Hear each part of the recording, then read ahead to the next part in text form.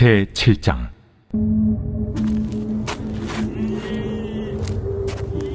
주 여호와께서 내게 보이신 것이 이러하니라.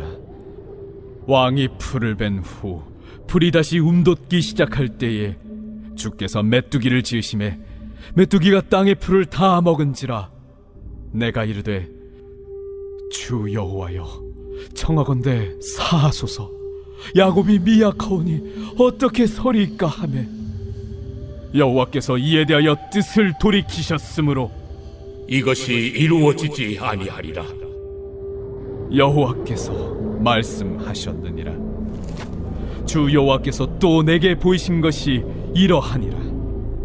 주 여호와께서 명령하여 불로 징벌하게 하시니 불이 큰 바다를 삼키고 육지까지 먹으려 하는지라. 이에 내가 이르되 주 여호와여, 청하건대 그치소서. 야곱이 미약하오니 어떻게 서리이까 하매 주 여호와께서 이에 대하여 뜻을 돌이켜 주 여호와께서 이르시되 이것도 이루지 아니하리라. 또 내게 보이신 것이 이러하니라. 다림줄을 가지고 쌓은 담 곁에 주께서 손에 다림줄을 잡고 서셨더니 여호와께서 내게 이르시되 아모스야, 네가 무엇을 보느냐? 다림줄이니이다. 내가 다림줄을 내 백성 이스라엘 가운데 두고 다시는 용서하지 아니하리니 이삭의 산당들이 황폐되며 이스라엘의 성소들이 파괴될 것이라. 내가 일어나 칼로 여로보암의 집을 치리라.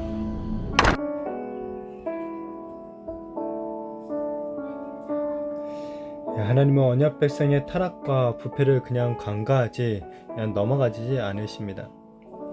부르심을 받은 백성은 자신의 뜻대로 아무렇게나 살아서는 안 되는 거죠. 하나님은 우리에게 언약의 백성답게 살도록 일정한 어떤 규칙들을 주세요. 우리가 순종해야 될 이 규칙들을 오늘 이제 본문 가운데서 우리가 좀 살펴볼 수가 있는데, 자, 먼저 하나님은 아모스에게 장차 이스라엘에게 행하실 심판을 미리 보여주십니다. 첫 번째는 왕이 풀을 벤 후에 다시 풀들이 자라기를 이제 시작하는데, 이 풀들이 정상적으로 자라면 이스라엘에 풍성한 곡식을 제공할 것입니다. 하지만 하나님은 이스라엘에 대한 심판으로 어떤 것을 예비하시냐? 메뚜기 떼를 예비하시는 거죠. 그래서 메뚜기들이 이스라엘의 모든 풀들을 다 먹어버릴 것이다 라고 심판을 예언하죠.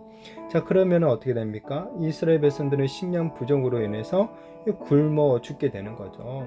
하나님은 이스라엘의 모든 풍요를 언제든지 박탈하실 수가 있다라는 거예요.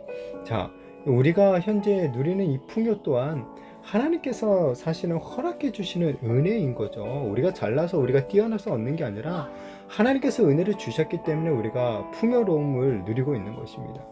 자, 이스라엘이 이 은혜를 버리자 하나님은 이들에게 메뚜기 떼를 보내시는 거죠. 하나님은 은혜를 망각하고 배반하는 자들에게 심판을 내리십니다.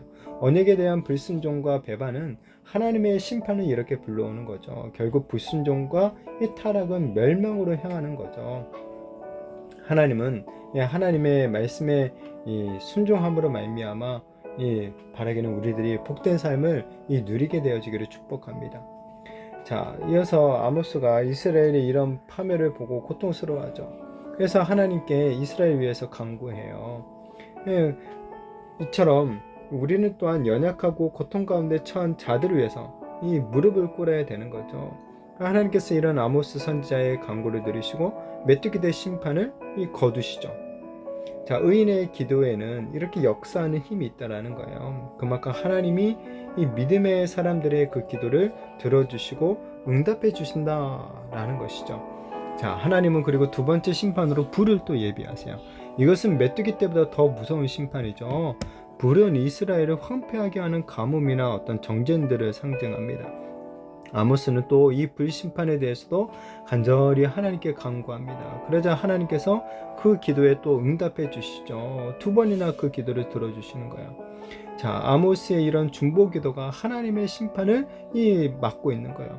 이렇게 이 땅 가운데 우리가 살아가는 이 세상, 이 나라와 민족 가운데 어려운 일들, 정말 심판과 같은 일들이 생겼을 때 우리 그리스도인들은 무슨 일을 해야 됩니까? 기도해야 되는 거예요. 기도함으로 말미암아 정말 하나님의 심판을 맞는 그런 우리가 도구로서 쓰임을 받아야 되는 거죠. 자, 하나님은 이 다림줄을 가지고 수직담에 서 계십니다.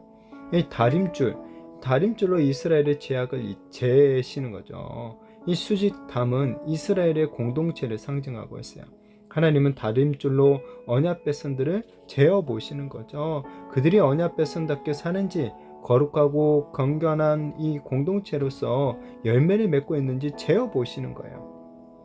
다림줄은 하나님의 손에 드는 공평한 이 잣대이죠. 이 다림줄은 결국에는 하나님의 말씀을 갖다가 상징하는 거예요. 이 말씀이 언약 백성들의 절대적인 삶의 표준이기 때문에 그런 거죠. 우리는 이 말씀의 다림줄을 따라서 우리 신앙의 집들을 잘 건축해야 되는 거죠. 이스라엘은 그들의 조상 이삭의 제단을 흉내내면서 각 산당에서 우상 숭배를 저질렀습니다. 이들은 조상의 선한 믿음까지도 변질시키고 하나님의 말씀을 갖다가 자기들 마음대로, 자기들 편한 대로 해석을 해버리는 거죠. 이렇듯 거짓 믿음들이 사람들을 미혹하지만 그것들은 결국 하나님의 심판을 받게 되어 있는 거예요. 이 바라기는 순전한 하나님의 말씀에 따라서 우리들의 믿음을 굳게 세워 나가게 되어지기를 바랍니다. 이스라엘의 하나님의 진노가 임한 것은 바로 죄 때문이에요. 언약 백성답게 살았어야 될 그들이 도리어 하나님의 은혜를 배신하고 육신의 욕망을 쫓아 살았기 때문에 그런 거죠. 하나님은 우리가 무엇보다도 하나님의 그 말씀을 우리의 삶의 기준으로 삼고 살아가기를 원하시는 겁니다. 하나님의 다림줄, 바로 말씀이라는 이 다림줄이 우리의 삶의 기준이 된다라는 것을 기억하면서 다른 어떤 것보다도 말씀의 기준을 따라서 정말 하나님이 원하시는 경건하고 거룩함, 정말 정의롭고 공의로운 그런 삶을 살아가는 우리들이 되어지기를 축복합니다. 그래야 해서 정말 나중에 우리 주님 앞에 그 마지막 심판대 앞에 섰을 때 하나님의 말씀의 기준을 따라 살아감으로 말미암아 우리가 멸망받는 것이 아니라 하나님으로부터 칭찬받고 정말 영원한 하나님 나라에 들어가게 되는 정말 우리 모든 성도님들이 되시기를 예수님의 이름으로 축복합니다.